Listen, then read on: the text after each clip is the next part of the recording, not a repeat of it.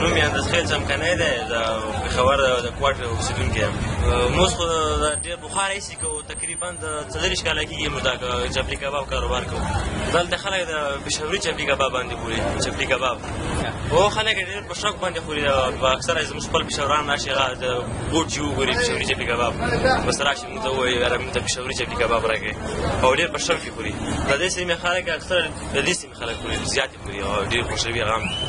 او که دلته راشي دلته یې وخوري موږ ورو ته یې پرسل موږ په اخبار کې ورکوو پرسل هغه هم پرسل وړي او شته دا اوس د څو چمن چپلي کباب دا او